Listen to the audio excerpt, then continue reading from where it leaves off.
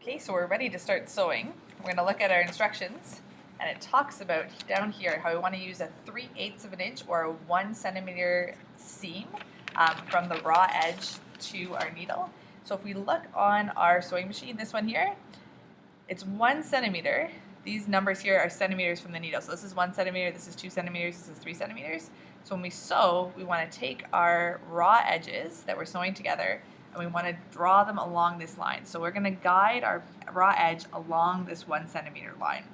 So to start, we're going to make sure that our pieces are nicely pinned, and remember that this part up here we're going to leave for later. So we're just going to sew along that edge that we've been pinning. We want to make sure that we have 2 threads, they're both out back, and we're going to start by putting our fabric right here, putting down our presser foot, and we're going to do a couple stitches and then back stitch it. So we're going to go a couple stitches in, and then we're going to hold down this button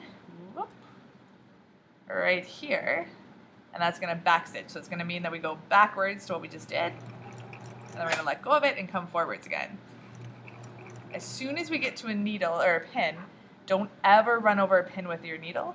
So you're going to take out the pin, and then right here we have our pin box that we're going to have right beside our sewing machine. So as we sew, you don't have to push the fabric in. The foot will guide it and lead it in. We don't have to go really fast. Our job is just to guide the fabric along this line.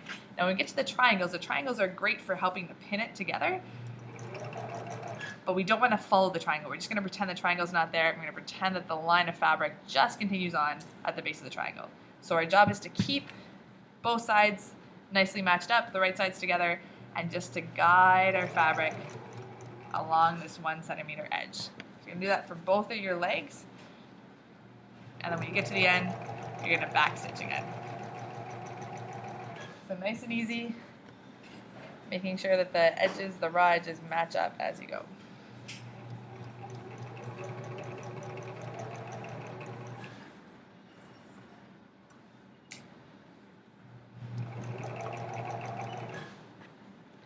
Depending on how you cut it, it might not be 100% perfect, but it should be fairly good, making sure that you always are stitching between 2 pieces. So if you ever have the needle run over just 1 piece of fabric, you're going to have a hole in your pants. So you want to make sure that there's always 2 pieces lined up.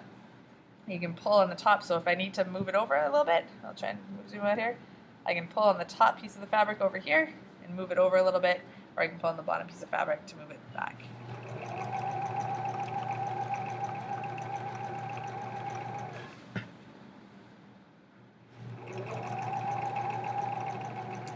Every time we get to a needle or a pin, we're just going to stop, take out the pin, and continue on.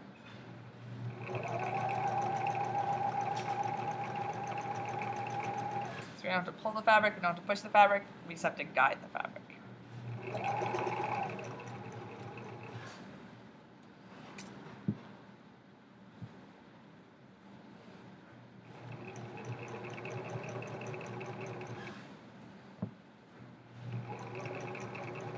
Make sure that our thumbs are up, our hands are well away from the needle.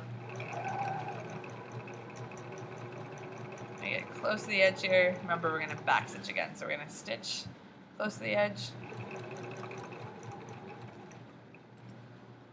We're going to hold down the black button. That's going to back stitch. And let go of it. Go forward again. When we get to the end, we're going to raise the pressure foot, we're going to pull out our fabric, and we always have a pair of scissors nearby. We're going to pull it out a bit so we have a tail on either end and cut it right through the middle there. We have our first seam, which is the inside of our pant leg, so we're going to do that with both pants.